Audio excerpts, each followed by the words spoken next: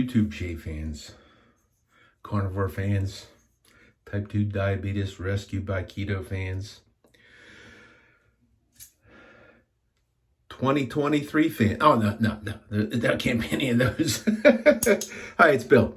Gonna do a shave, a little bit different. It's December 26th, 2023, the day after Christmas in this year, this crazy year.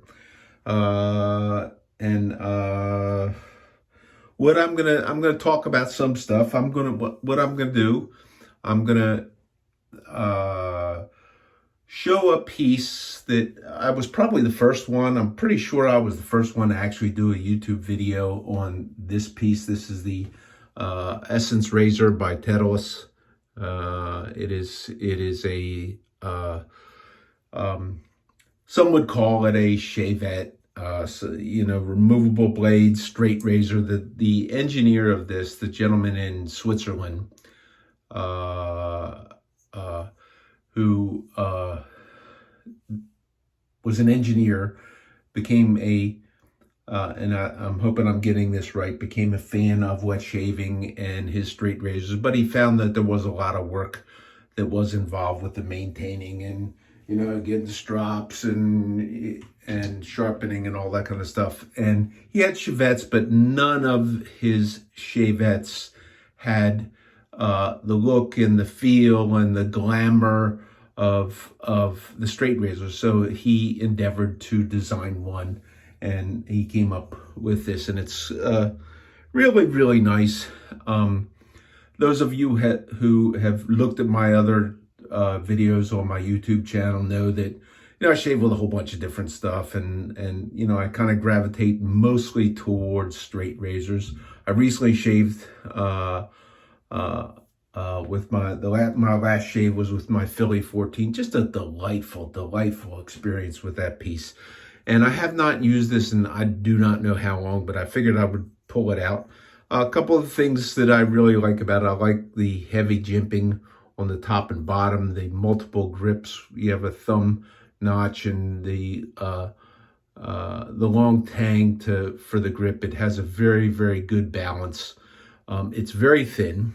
Okay, the width is thinner than most straight razors. It has the profile height of maybe a 6/8, and it takes a multitude of different blades. You can almost not even see where the machining is until you take this thing apart. And it's held together by magnets, rare earth magnets, with a couple of little registration type pinning devices to hold blades in there. You can shave it with three types of blades. You can use any Artist Club format blade, and that is the broadest range of the availabilities, because you have feather, you have Kai, you have I think Dorco makes one. I think there's some coming out of China. So there's quite a diversity of blades, and feathered in and by themselves makes a whole bunch. In the Schick Pro lines. And now you could also use injector types, which are the same height of blade, just a little bit shorter, but the cost being real close, I like to have the additional distance. And I've tested. I had some crappy injector blades that I figured I'd test, and even on this, I just could not shave with them. They were so bad. This was one that I kind of liked out, and I'd often thought, had I got into straight razors and honing before before this was on the market. These are still on the market. I think the pricing is $400+, maybe $450 US, maybe a little less, and it includes a really, really fancy stand. The guy who designed this he's just all about designing high-end, classy stuff. Okay, so the blade that I'm going to use is going to be a Feather Pro Guard. Okay, my personal favorite blade is usually the Feather Professional Super. This is a little bit different blade. The reason I like the Professional Super, it's a little bit thicker its profile is a little higher, so it protrudes just a little bit further, allowing me to get just a little bit lower on the angle, which is one of my mantras for a good shave. Sharp steel, lowest angle, lightest touch, stretch the skin. So, and this blade, it comes with a little injector thing, and it has like a little kind of a point there, because this is made for the Artist Club, the Feather Artist Club design, where you would just, that becomes the registration point to put that in and inject that in. This piece, you have to load that manually. But the interesting thing about this, and you can kind of see the guard position on there. Let me go ahead and take the blade out. From what I have read, I have not had any firm documented confirmation from any experts on this, but the design of a guarded blade, okay, you could, let's see if you can see it. It has the blade, and then you can kind of see from this end here, there's like a wrapping around there where there's I guess it's a die cut metal thing. This engineering thing where you have these little teeny pieces of that metal that keep that shaving edge off of your skin and kind of become the guard to it, was an original brainchild of the Persona people when they were owned by Philip Morris, and it was in the tobacco day when Philip Morris had plenty of money to funnel into R&D and that kind of stuff. And they came up with this, and they used it on double-edged blades. The latest one, I do not think that they make one of these anymore. I had said in the past that they used to have one. It was called the Bump Fighter, whereas the blade was affixed into a blade similar to this, was affixed into a plastic disposable type thing with a pivot, and it was targeted at men who were of African descent, where they have coarse, very, very curly hair, and are particularly plagued by the effects of multiple blade cartridge razors when they shave them so close, and then their skin begins to heal, and then their beard begins to grow, and they wind up with just horrible shaving bumps and ingrowns and that kind of stuff. And I've suffered from some of that in this area right here. I bear, and I imagine I will bear for the rest of my life, some scarring from that type of thing. And some of that I attribute to not understanding that these hairs grew this way. So the way this goes in there, you have to take this apart. It just kind of, you can slide with your fingers, okay? And what I like to do is I like to take the blade and position it. Position it in like that, and I like to hold that with my hand the other way with my thumb like this, and then the pins that are right in here, I start into the track, okay, and you'll feel the magnet engage, and just kind of slide that straight on in, and that will be how that goes in. There's a possibility that can kick up. This thing does also use a half of a double-edged razor blade, a snap one. It protrudes a little bit further than I like. I don't really like it. I have other half DE Chevettes that I like a lot better than this. So that's that. There are still some of these around for sale by the maker. He's currently endeavoring under a new project where he's selling, actually, and while I was the biggest fanboy for this, I'm not terribly a big fan of his double-edged razor, which is a beautiful, beautiful artistic piece. It's just something that's probably going to be beyond the financial scope of a lot of people. So the soap of today is Fine Accoutrements. This was one of the last out of their stock of, and this doesn't have the ingredients on there, but it is a tallow-based soap. The newer ones, they went to the softer version. Okay, and I whipped that up with my Sterling inexpensive Badger brush, nice brush, I like it, and the Fine Accoutrements bowl. Now, bowls, I'm not a big bowl collector, nor am I a big brush collector, but I got this bowl, and I use this all the time. And the main reason I like this is because it's got this cool little handle rest, brush rest for it. Okay, I got other bowls that work better, that I like better, that are prettier, but I don't have anything that rests the brush quite like that. I do have a fancy bowl from Symmetrical Pottery. You can find them on Etsy, and they have one like the one that I got that's really, really fancy. They're expensive, and it has a handle. It has a lid. It's really, really cool, steampunk looking, again, I'm not a big bowl guy, and really for my money, if it was all about money, the top performer would have been the collapsible doggy feed bowl that has the little fingers in the bottom that really seem to agitate the soap pretty well. It's plastic. It's sold as a travel bowl. Now, when I was lathering this up, this is lavender, okay?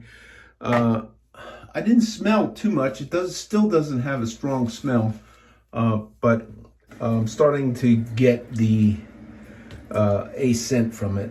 And I'm not a big guy on, even though I have soaps of all kinds of smells. Okay, it's like it's a soap, and the scent of the soap lingers for the shave, and that's about it. So once you shave and you rinse it off, you're kind of done. Okay, so there's the shave.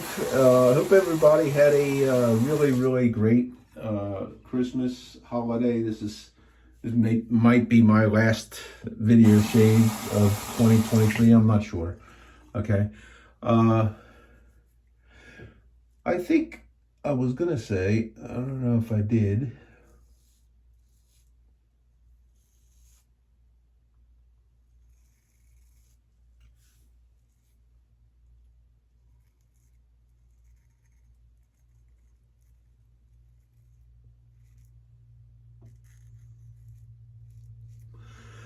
But had I gotten this, I think I was going to say something like that. Had I gotten this before I'd gotten into straight razors, this might have been the only open edge tool that I would have ever gotten. It's just so delightful. I don't know why I don't use it. I don't know why I don't sell everything else.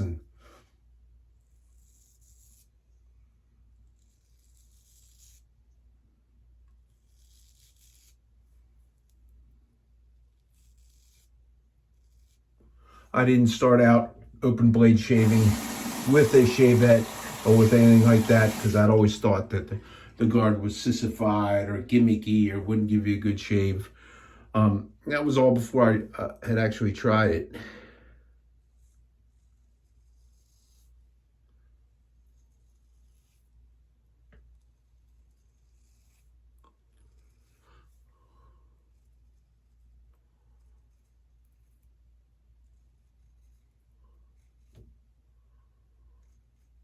But if you're a shaving hobbyist and you're not wanting to spend the time, the investment into straight razors like so many of us do because we enjoy it, this is an excellent way to go.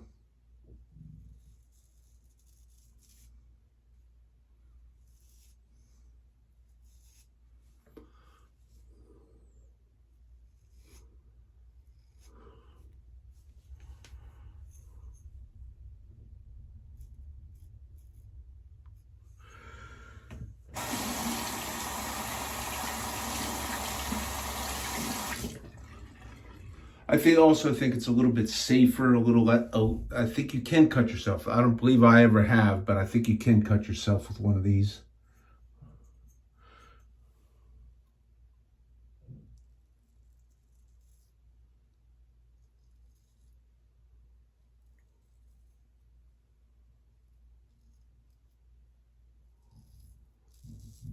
Now there are a lot of people who have used these ProGuard blades.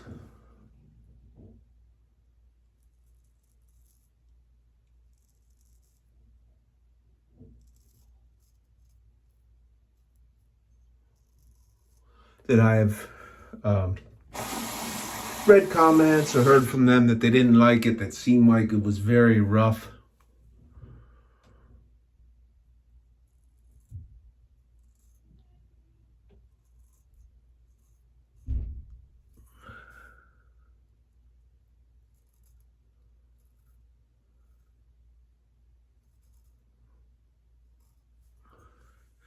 And that part of the shave right there kind of illustrates to me the answer I usually gave for what I would recommend somebody do.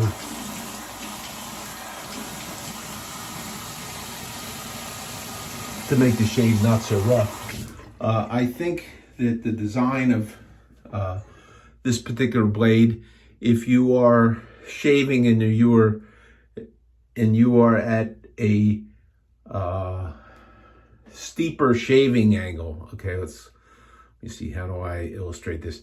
If you are at a steeper shaving angle, what that does is that puts the guards type of thing, and if you're not going to get a lot of feedback like you would with an edge against your face like a straight razor or a regular replaceable blade, because the guard is going to be there, and then the natural tendency is going to be to want to press in a little bit more, and I think that's where some of that rough feeling is. And I usually say, shallow it out, lighten the touch, and just let it glide across the skin. And as you go with multiple passes, anything you missed because of a light touch, you'll usually pick up in in one of the subsequent passes. Forgot to even really evaluate the first pass on that. Another thing about the ProGuard blade that I do like is I do think that out of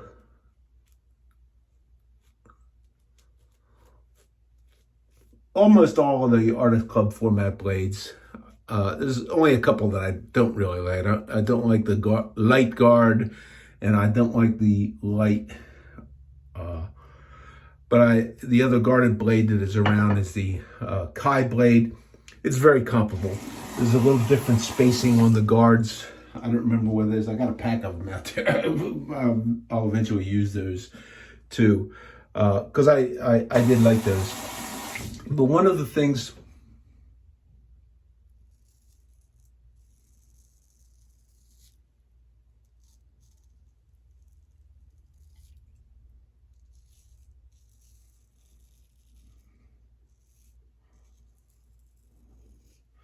that is definitely noticeable of a ProGuard versus another Artist Club blade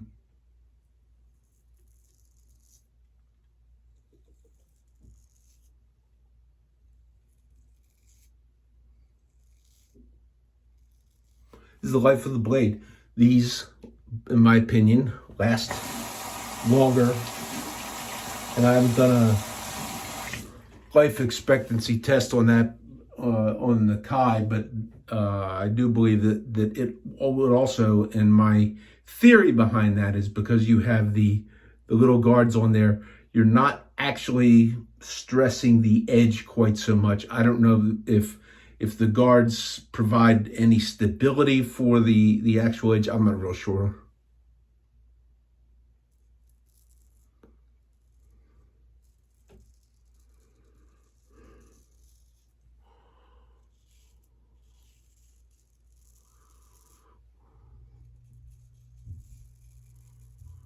But if you go to buy these, what you'll find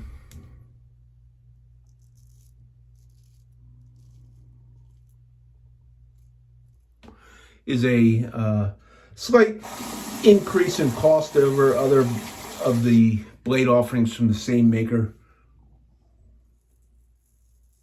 And there's my normal area. So I just said I didn't cut myself. And then there I did. But I didn't get a typical stabbing type cut. That's an irritation type cut that is not unusual for me.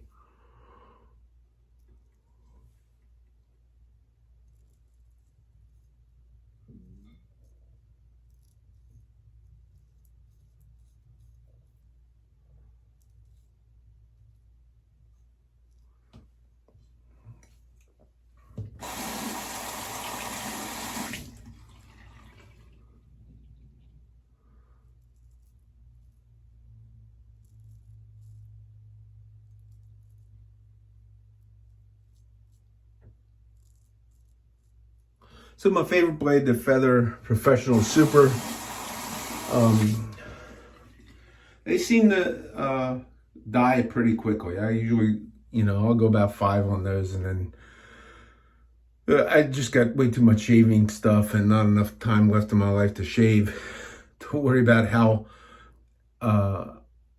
Excaliburian I can get and how long I can get an edge to last, or a blade.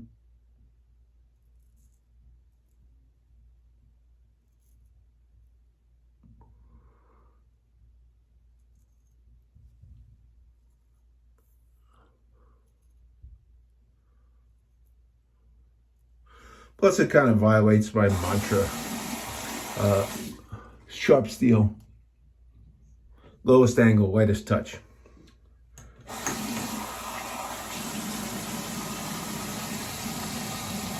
So that's a pretty smooth, good shave right there. That's one where I could stop with 2 passes. There's a little bit of stuff left, but I'm gonna. And I love that the extra residual slickness in that Tedalus soap. It's like I got tons of soap left. It's like maybe I shouldn't have loaded it so heavy.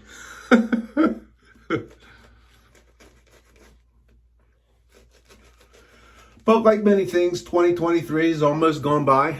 It'll be history, and some of these European tallow soaps, this and Mitchell's and Tobacco, they are gone, and they're not going to be coming back. So off in the history they go, and look around and try and find some of the vintage stuff to keep or get a hold of and hoard, or learn to use the new stuff. I will say I did use the newer fine soap not too terrible long ago, and I do like the tallow better. I'm noticing, because I just used it not too long ago.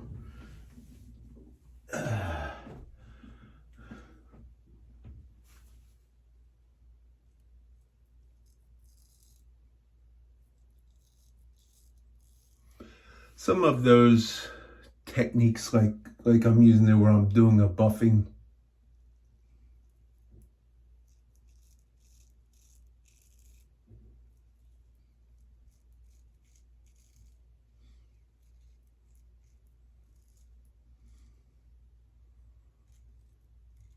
which is a common technique used in double-edged tools and single edge and other types of shaving.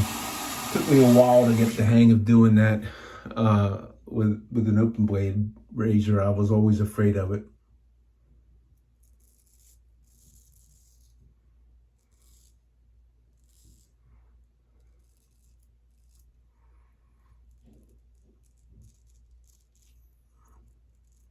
It's a very effective technique.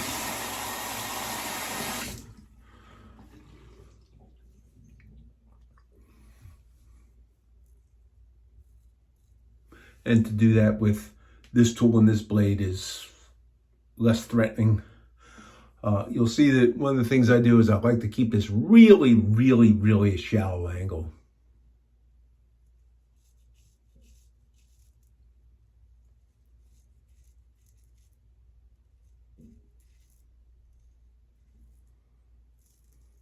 Almost as flat as I can against my face. I've never been able to really understand, well, what's the angle and, you know, half of the spine width and do that and keep that. For me, it was always, I want to get the sensation through my hand, through the feel. But I've always gone where I try to keep lowest angle, lightest touch.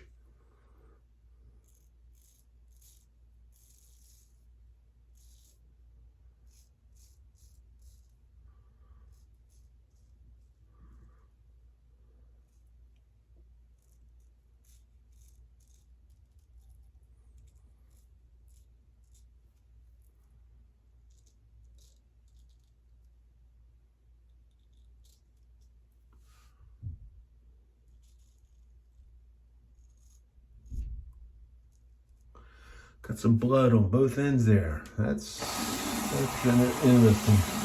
Getting a little greedy with how close my shave is.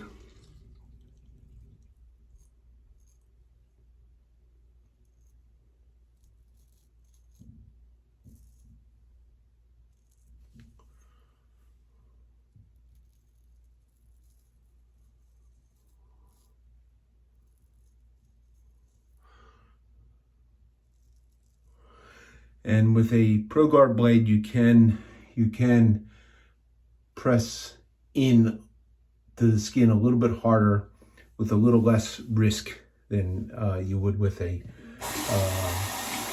regular open edge.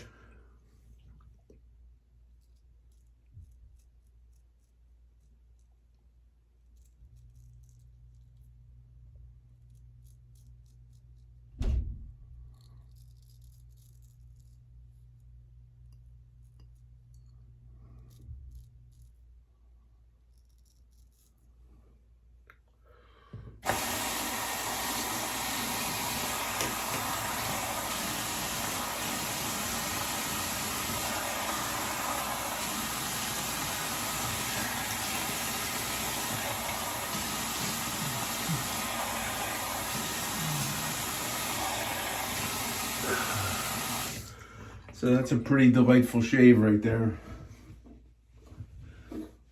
Even though I got some blood, I'm not gonna use alum. Alum is not gonna. It may help seal it up a little bit, so I'll go with my friend Long Haul Tankers thing. If it ain't bleeding when I'm done, I didn't get cut. Oh. Although it kind of looks like I'm bleeding a little bit there. So I'll call it a cut, whatever. Okay, that was a little bit of the Sterling unscented aftershave balm. I'm going to use Sterling Bergamot Lavender with the aftershave to go with the fine lavender soap.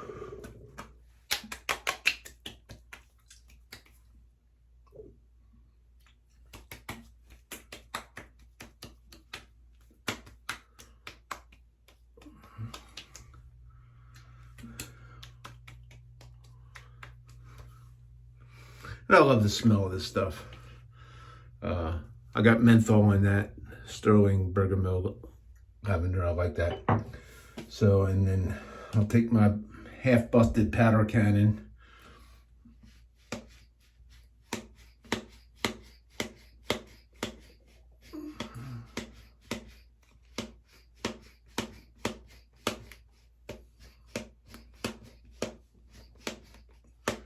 For me, the key benefit of that is on the lower part of the neck.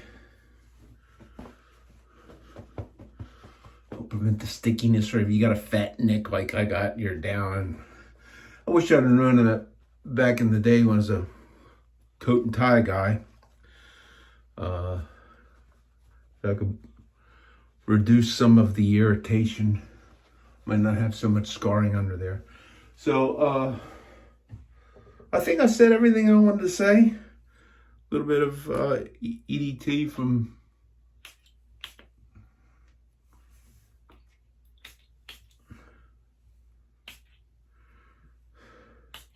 Sterling. Great shave. Sterling stuff, fine stuff.